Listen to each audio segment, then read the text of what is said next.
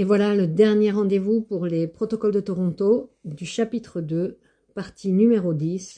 Et ensuite, c'est terminé pour de bon. Dans le point numéro 25, il parle des dernières étapes. Écoutez bien, vraiment.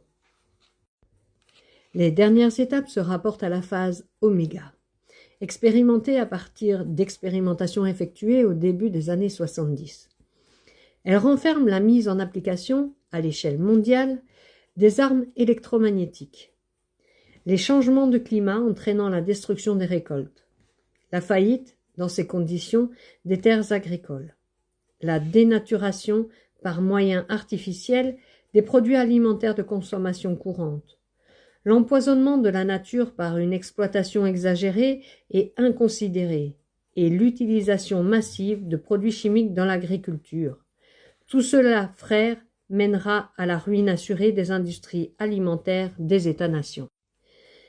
L'avenir du contrôle des populations de ces États passe obligatoirement par le contrôle absolu par nous de la production alimentaire à l'échelle mondiale et par la prise de contrôle des principales routes alimentaires de la planète. Pour ce faire, il est nécessaire d'utiliser l'électromagnétique, entre autres, pour déstabiliser les climats des États les plus productifs sur le plan agricole. Quant à l'empoisonnement de la nature, elle sera d'autant plus accélérée que l'augmentation des populations l'y poussera sans restriction. Point numéro 26. L'utilisation de l'électromagnétique pour provoquer des tremblements de terre dans les régions industrielles les plus importantes des États-nations contribuera à accélérer la chute économique des États les plus menaçants pour nous, de même qu'à amplifier l'obligation de la mise en place de notre nouvel ordre mondial. Tout dernier point, le numéro 27. Qui pourra nous soupçonner? Qui pourra se douter des moyens utilisés? Ceux qui oseront se dresser contre nous en diffusant de l'information quant à l'existence et au contenu de notre conspiration deviendront suspects aux yeux des autorités de leur nation et de leur population. Grâce à la désinformation, au mensonge, à l'hypocrisie et à l'individualisme que nous avons créés au sein des peuples des États-nations, l'homme est devenu un ennemi pour l'homme.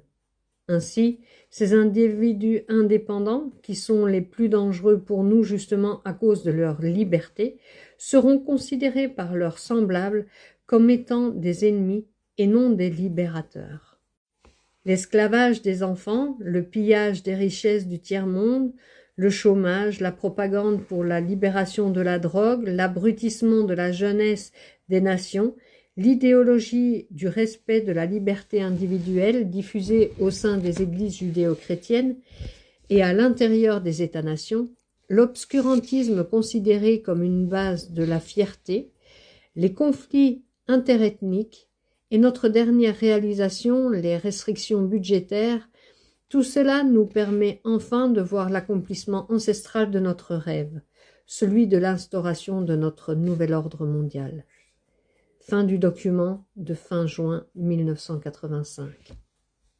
Voilà, j'ai terminé le livre. Je ne sais pas ce que vous en pensez, mais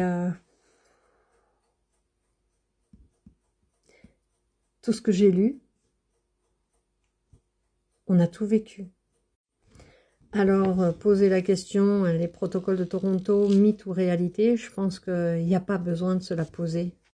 C'est véritablement la réalité.